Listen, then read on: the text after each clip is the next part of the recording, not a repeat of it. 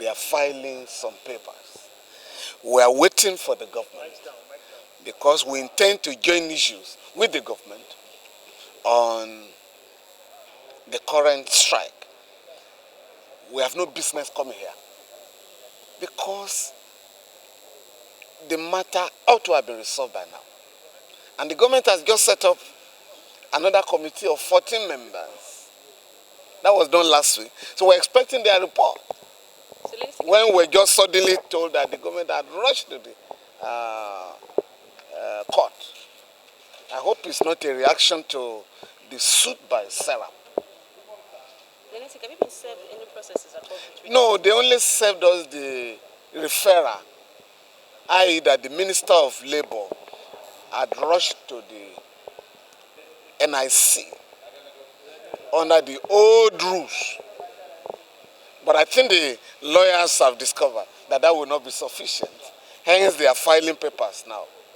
Okay. In that referral, were there any grounds of the suit at which you brought this before this court? Well, the government is seeking the interpretation, of the court with respect to the 2009 agreement, which both parties have left. You had the 2019 agreement, memorandum in 2020, right? So the government also wants to an interpretation on no work, no pay. And this is an area where the government has tried to blackmail Asuu. Unknown to members of the public, university lecturers they engage in teaching and research.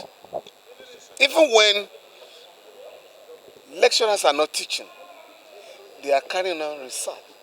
And what is important, if Asuu calls off the strike today, the areas, the lost ground will be covered.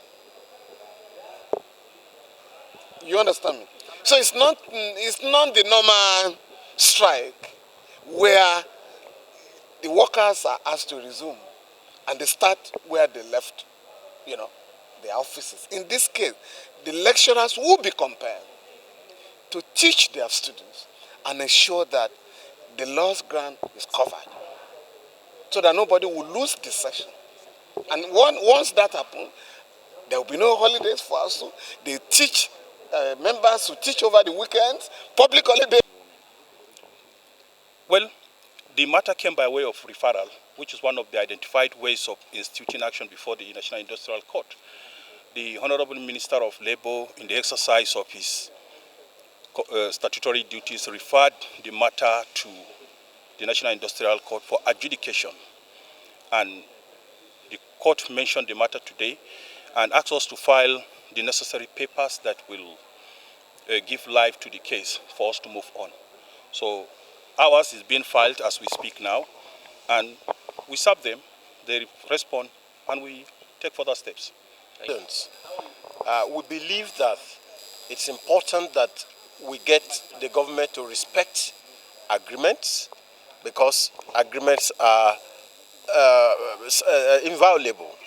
And then also we believe that the action of the federal government is totally condemnable in trying to abandon the negotiations that commenced already and not allowing that process to go through. We had filed an action on the 8th of September before this same National Industrial Court, asking the court to compel the government to respect and enforce the agreements that is pending and binding on the parties, because we're not giving a good impression to the entire world. If you willingly enter into agreements and then for one reason or the other, one party to that agreement is not willing to abide by it and is trying to use force, and that's why it's important that we believe that the court would intervene to ensure that that agreement